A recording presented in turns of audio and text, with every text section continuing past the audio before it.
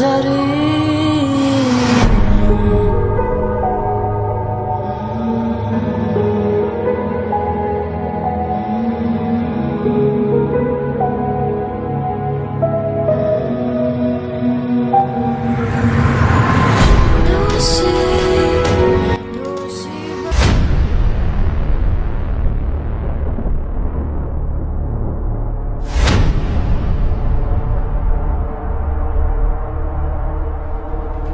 Mahal kong Pilipinas.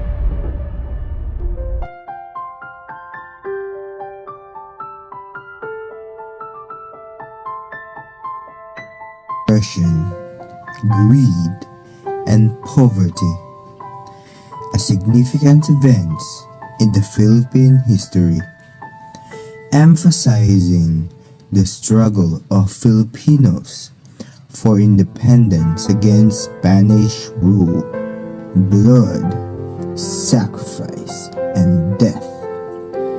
A story of mutiny in Cavite Arsenal, where Filipino soldiers and laborers fight for their rights and for freedom.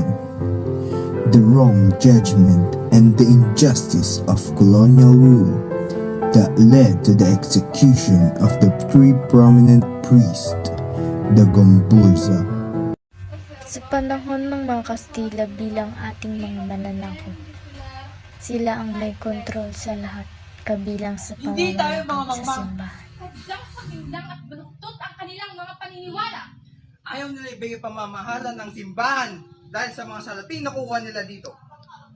Nuestra iglesia les de la bienvenida, hermanos y hermanas. Quiero decir que nuestra iglesia está lista para ti. Paano nila maintindihan ang wikang Pilipino? Wikang Espanyol lamang ang kanilang alam.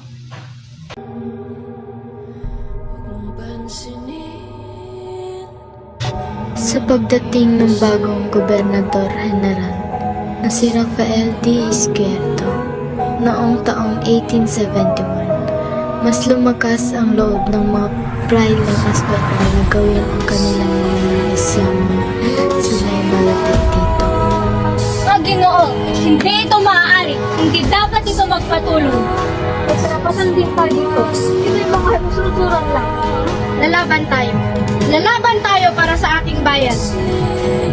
Bago ang pagluso, nagkaroon sila ng kasunduan sa sundalong Pilipino at iba pa ng mga kasama mula sa Manila tungkol sa gagawing pag-aalsa.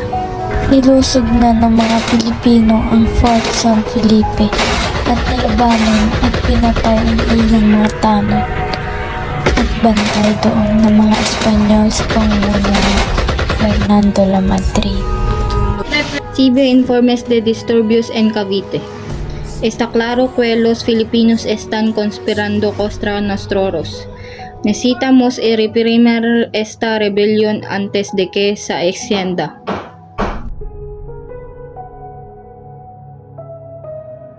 No permitiremos a estos filipinos desafíen nuestra autoridad. Les mostraremos el poder a Walang mangyayari kung sila'y papansinin mo. Talagang ganyan at walang patulan. Wala lang magawa kaya sila'y nagkakaganyan. No kasi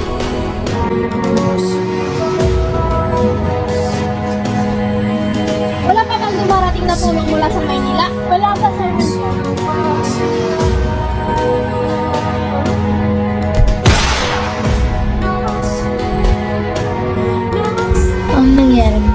bansa sa Cavite Arsenal ay nagbunga ng pagpapatapon sa mga Pilipinong kawal at siya ding naisip na dahilan ng mga praile Espanyol upang ipaligpit ang mga kaaway na Pilipino. Gayon din ang mga Pilipinong pari, kabilang nga sina Padre Jose Burgos, Padre Mariano Gomez, at Padre Jacinto Zamora. Hindi man napatunayan ang kanilang pagkakasala, sila pa rin ay napatawan ng parusang kamatayan sa pamamagitan ng garrote. The events in the Cavite Mutiny of year 1872 serve as a reason for the rise of the Filipino nationalism that promotes the year 1896 Philippine Revolution. It remains significant until today as a reminder for every Filipinos to resist oppression and to fight for justice and inequality.